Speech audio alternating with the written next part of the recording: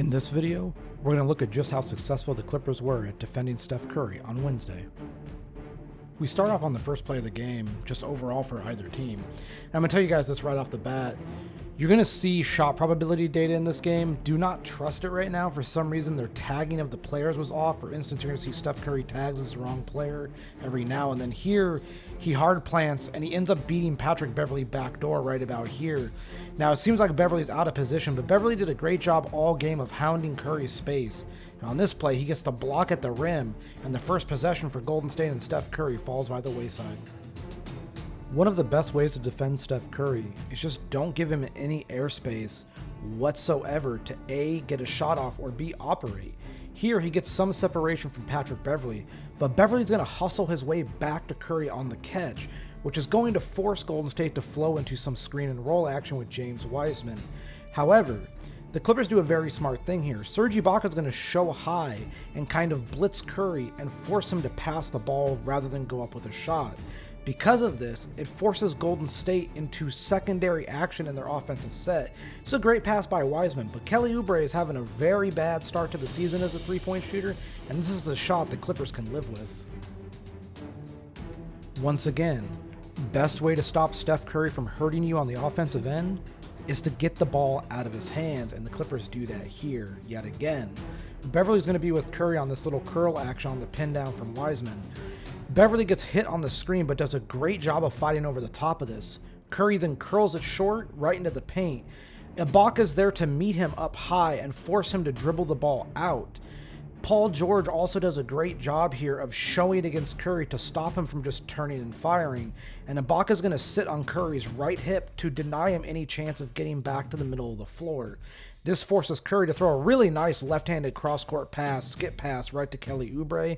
It's another, kind of highly difficult shot for Oubre, but it's also another one the Clippers want him to take and would rather have anyone but Steph Curry beat them. This is going to be a very long play, so I'm going to apologize to everybody up front. However, this is a very interesting play from several facets. Number one, Kawhi Leonard is going to be executing what we call top lock. He's going to try to deny Steph Curry an ability to get over the top of the screen. Curry kind of fakes like he's going to cut and then darts back around the top. But Kawhi does a good job of spinning out of this to make sure that he stays with Curry and stays connected. We're going to end up getting Curry one-on-one against Kawhi and then operating into a screen and roll action with Zubac as the help defender. This was probably Ivica Zubac's best game this season as a drop big because he didn't drop low. You cannot drop low against Steph Curry. You have to show up high on your drops and your blitzes and your traps, and he does that here. As Curry drives, this is a shot Steph Curry has hit very many times in his career, but this is well contested by both Leonard and Zubac. Unfortunately for the Clippers, they do not get the rebound, and it allows Golden State to reset a possession.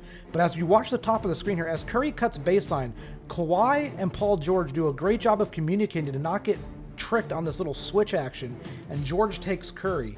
Kelly Oubre once again takes a low percentage shot, and the Clippers get another stop. This is just great stuff by the team defensively.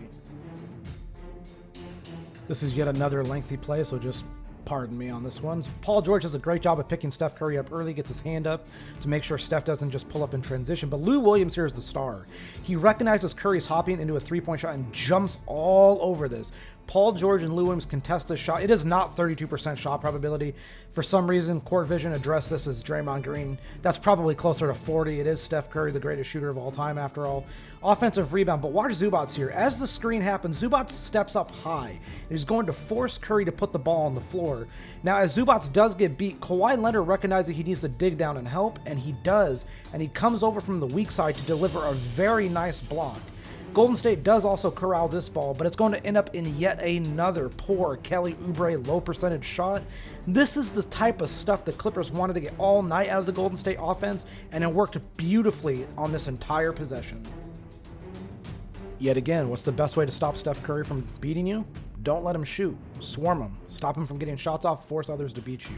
He darts up the wing here to execute a handoff with Draymond Green. This little screen against Patrick Beverley forces Nick Batum to switch onto Curry.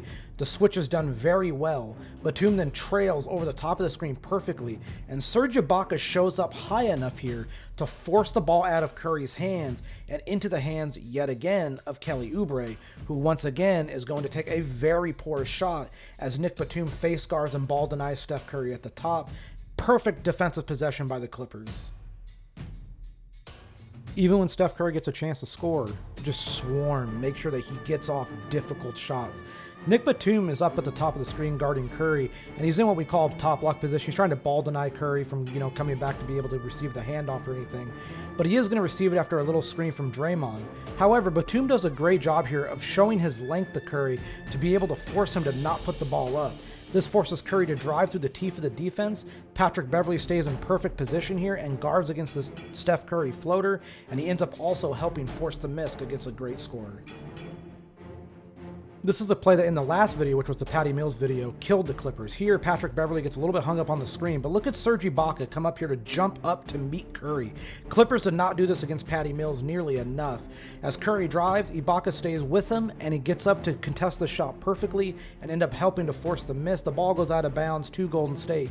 But this is something the Clippers didn't do against Patty Mills and the Spurs, but it is something that they have done and did do all night against Steph. Forcing turnovers is also a big part of defense, even if they're illegal screens. And here, as Patrick Beverley gets screened, he gets over the top of the screen very well. Ivica Zubac shows up high to make sure Curry can't really extend and shoot over the top of him. As the pass comes back down to Kevon Looney, Beverley hustles back, and his hustle here makes this screen an illegal screen, and the contact forces a turnover against the Warriors.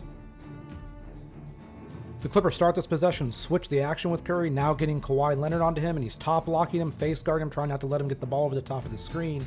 As Curry flares here, Zubac does a good job of showing out wide to make sure Curry doesn't get free, and allows Kawhi Leonard to get back in position. As the screen comes, Kawhi Leonard's going to try to hustle over the top of this screen, but the leg of Looney sticks out, and because of this, it's another illegal screen and another stop for the Clippers with their dogged defense. All right, final possession. And lastly, if you can actually just crowd Steph Curry's airspace, it does make a difference. Now, you don't have to fully contest the shot, but you need to crowd him, make him feel you at all times. Handoff here, Beverley swipes at it. George points to Beverley to stay with him. As Beverley gets down here, Curry's going to hoist up a shot, but Beverley's on his hip. This isn't a shot contest, but he's on his hip. He's making him know he's there. Curry does beat Beverley to this rebound. But as he ends up going again with another shot attempt driving to the teeth of the defense, Paul George is right there in his airspace. He doesn't foul, but he's right there in his airspace to help force yet another miss. They did such a great job all night.